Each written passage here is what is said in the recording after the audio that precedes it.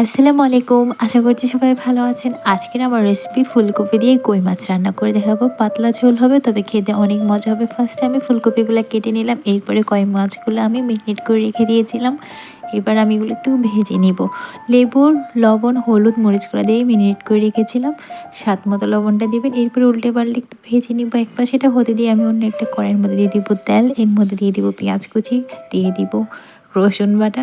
পেঁয়াজ রসুন বাটাটা একটু ভালো করে কষিয়ে নেওয়ার পরে যাতে কাঁচা গন্ধটা চলে যায়, এরপরে আমি এখানে দিয়ে দিব সুগন্ধি পাতা আর টমেটো বাটা, কাঁচামরিচ, এগুলো দিয়ে খুব ভালো করে আমি এটাকে কষিয়ে নেব। দিয়ে দিব স্বাদ মতো লবণ। আর আপনি যদি আমার চ্যানেলে নতুন হয়ে থাকেন, চ্যানেলটা সাবস্ক্রাইব করতে ভুলবেন না। আর আমার পেজে অনেকগুলো ভিডিও আছে, অবশ্যই দেখে আসবেন, আপনাদের একটু হলেও হেল্প হবে। গরম পানি দিয়ে আমি ফার্স্টে মশলাটা কষিয়ে নিলাম। এরপরে দিয়ে দিব গুঁড়ো মশলাগুলো, মরিচগুলো, ধনিয়া গুঁড়া, হলুদ গুঁড়া দিয়ে ভালো করে গরম পানি দিয়ে মশলাটা একটু ফাইনভাবে কষিয়ে নেব। এরকম একটা কালার চলে আসবে, উপর থেকে তেলটা উঠে আসবে, ঠিক সেই সময় আমি এখানে ধনিয়া পাতা দিয়ে দিব।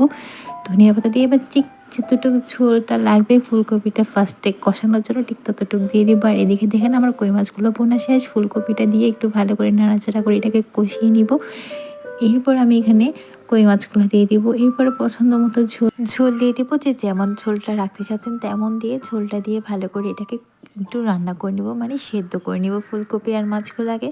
আর হ্যাঁ, অবশ্যই এই রান্না করার ক্ষেত্রে গরম পানি ইউজ করবে, যেহেতু শীতকাল, গরম পানি দিয়ে রান্না করবেন। এরপরে শেষে কাঁচামরিচ, ধনিয়া পাতা, টমেটো দিয়ে পরিবেশন করুন। এই রেসিপিটা একদম রেডি। টাটকা মাছ দিয়ে মজাদার রেসিপিটি ট্রাই করতে ভুলবেন না। আসসালামু আলাইকুম, ভালো থাকবেন।